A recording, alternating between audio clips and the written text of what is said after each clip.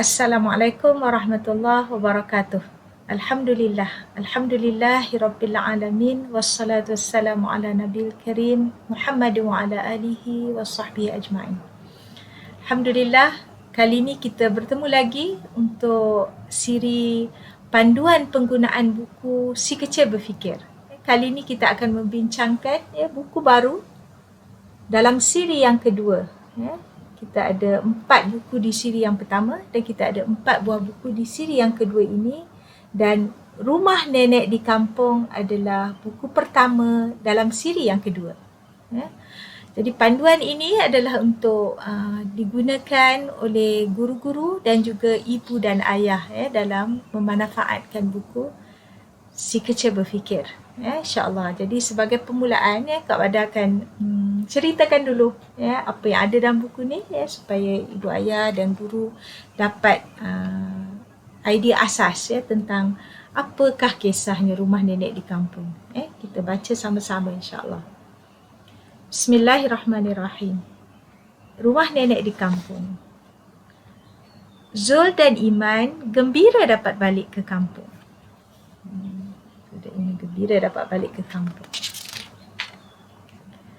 Rumah nenek beratap rumbia. Hujan dan panas tetap selesa. Oh, sebab tu nenek tak perlu pasang kipas walaupun hari panas, kata Zul mengangguk-ngangguk. Bijaknya nenek moyang kita. Masya Allah, puji Iman. Betul, sambut Zul dengan ceria. Ini muka surat baru. Tingkapnya banyak, terbuka luas. Angin dan udara bergerak bebas. Oh, sebab tu udara di dalam rumah terasa segar, kata Zul mengangguk-ngangguk. Pandainya nenek moyang kita. Masya Allah, puji Iman.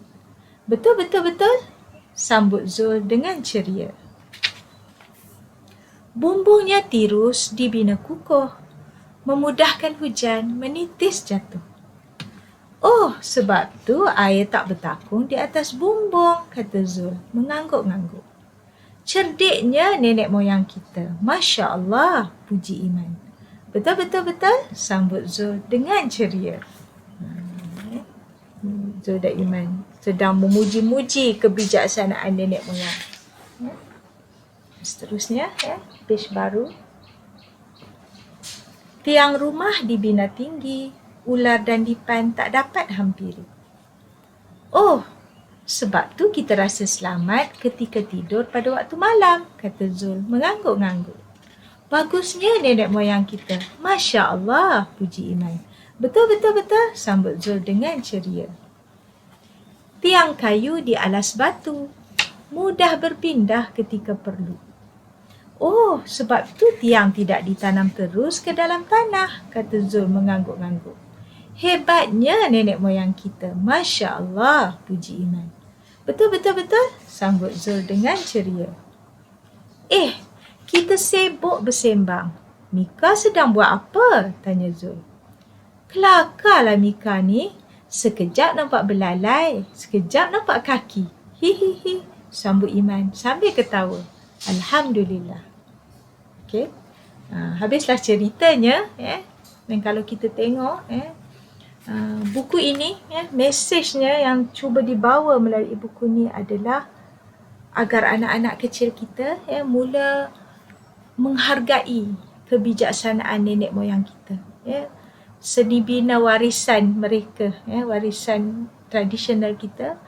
Betapa nenek moyang kita ni sebenarnya ada pelbagai ilmu dan pertimbangan, kebijaksanaan mereka dalam membina rumah yang sesuai dengan suasana zaman mereka, yang memenuhi keperluan hingga rumah itu menjadi selesa walaupun hanya dibuat daripada kayu dan sebagainya. Jadi melalui buku yang nampak ringkas ini, kita mahu membina penghargaan terhadap nenek moyang, rasa hormat dan seterusnya, kasih sayang antara generasi, insya-Allah. Jadi buku ni kita mensasarkan itu, dan di dalamnya sebenarnya antara keistimewaan dia boleh dilagukan. Kita memang ada berkongsi juga video lagu maklumat-maklumat tentang kehebatan binaan rumah nenek ini. Contohnya macam di setiap muka surat yang genap ni, muka surat 2, 4, 6, 8 ada ayat-ayat ini boleh dinyanyikan seperti mana video yang kita lampirkan dinyanyikan ikut retak ikan kekek. Kalau Kak Ada boleh bacakan sikit di sini. Rumah nenek beratap rumbia, hujan dan panas tetap selesa.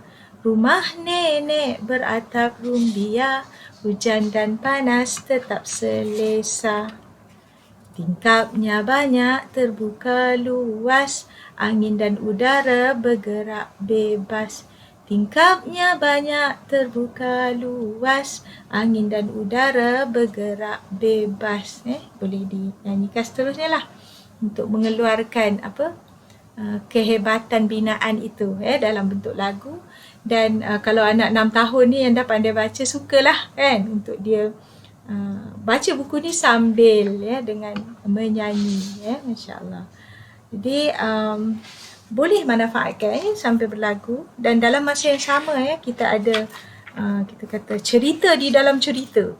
Contohnya macam page ni Iman dan Zul memuji-muji nenek moyang Masya Allah tertulis di situ. Dalam masa yang sama kita boleh tengok kat sini, ni gambar apa ni? Kan? Ni apa ni? Cuba teka ni apa? Kan? Oh, rupanya ada telinga Mika. Apa yang Mika sedang buat kat belakang tu? Kan? Dan bila page seterusnya, kita tengok. Kat sini pun ada lah. Apa ni? Ni kuku ke tu? Kan? Oh, rupanya ni kaki Mika. Kan? Apa Mika sedang buat ni? Seterusnya kat sini. Wah, cuba tengok kat atas kepala Iman tu. Walaupun tulisannya bercerita tentang perkara lain, kita boleh ada satu cerita lain. Stories behind stories. Apa ni kat atas kepala Iman? Ekor lah. Agak-agak ekor siapa tu? Kan? Ekor siapa agaknya? So kita boleh ajak anak berfikir, meneka dan sebagainya. Dan akhirnya kan? Akhirnya, oh rupanya ada Mika ni duk main kat belakang, duk menari-nari kat belakang. So kita boleh ajak anak berfikir beyond what is written, menjangkaui apa yang sekadar tertulis, tapi kita boleh lihat juga apa yang dilukis itu ada kisahnya sendiri. Termasuklah macam kita kata struktur rumah nenek ni kita boleh bincang, tangga dia selalu tangga yang simple kan. Ni macam ni, dekat tepi tiang tu ada apa? Tepi alas batu tu ada apa? Kan? Oh, ada katak. Kalau di kampung, katak pun hidup di keliling kita. Kita boleh share pengalaman kita di kampung. Boleh tanya anak, bila anak pernah tengok katak, mungkin bila beriadah kat tepi tasik dan sebagainya. So kita boleh membuka fikiran anak untuk lebih memahami suasana di kampung melalui lukisan-lukisan ni. Walaupun tidak ada dalam tulisan kisah katak ni, tapi dia masih boleh menjadi ruang untuk penerokaan kefahaman anak, insya-Allah. Jadi akhirnya di hujung ini seperti biasa kita manfaatkan soalan-soalan ni supaya anak berfikir dan menjadi lebih menghargai nenek moyang, insya-Allah. Contohnya nenek moyang kita dianggap bijak kerana pandai membina rumah yang selesa. Betul atau salah? Betul lah. Kita just nak stress the point. Maknanya kita dah sampaikan mesej itu sepanjang buku ni. So soalan ni macam nak conclude, memberi kekuatan pada mesej kita. Soalan kedua, contoh kat sini, ular dan lipan tidak dapat masuk ke rumah nenek kerana ular dan lipan merasa takut. B, ular dan lipan sukar untuk naik ke tempat tinggi. Jawapan dia B. Kita nak minta anak fikir dengan logik, insya-Allah. Dan seterusnya, contoh kat sini, ini dalam membina pemikiran tauhid, soalan kelima. Kenapa iman menyebut Masya Allah di dalam cerita ini? A. Kerana iman ingat kepada Allah. B. Kerana Allah yang menjadikan nenek moyang kita pandai. C. Kedua-dua jawapan di atas adalah betul. Jawapan dia C lah. Maknanya iman selalu ingat kepada Allah. Bila apa-apa berlaku, dia teringat nak memuji Allah, menyebut nama Allah. Dan kerana Allah jugalah sebenarnya yang menjadikan nenek moyang kita pandai. Nenek moyang kita tu bukan hebat semata-mata kerana mereka tu memang sendirinya bagus, tapi Allah lah yang telah menganugerahkan kehebatan, kepandaian, kebijaksanaan kepada nenek moyang kita. Jadi kasih sayang kita kepada nenek moyang kita, hormat kita kepada nenek moyang kita terus diikat dengan Allah Subhanahu Wa Taala. Kita nak bina cara berfikir yang begitu kepada anak-anak kecil kita, insya-Allah. Jadi di hujungnya dah habis bincang sembang ini, kita boleh seperti biasa galakkan anak untuk mewarna mengikut kecenderungan masing-masing, kan? Nak boleh mewarna. Kalau macam kat sini ni nak tambah awan ke dekat rumah nenek, kan? Nak buat pondok dia sendiri ke kat tepi rumah nenek, tak ada masalah. Maknanya anak boleh memanfaatkan buku ini dengan kreativiti sendiri, sama ada dari segi lukisannya ataupun coloringnya.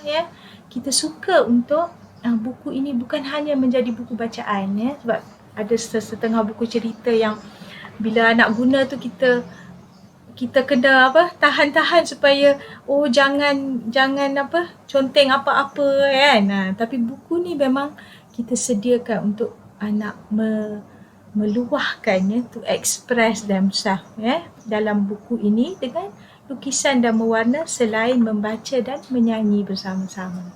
InsyaAllah, Alhamdulillah.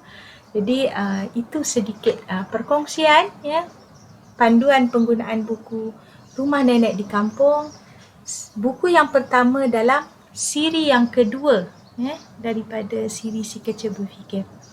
InsyaAllah 3 buah buku lagi Kak Ada akan berkongsi nanti, panduan penggunaan untuk 3 buah buku lagi dalam siri kedua ini.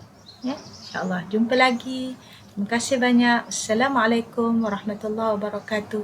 Maaf zahir dan batin.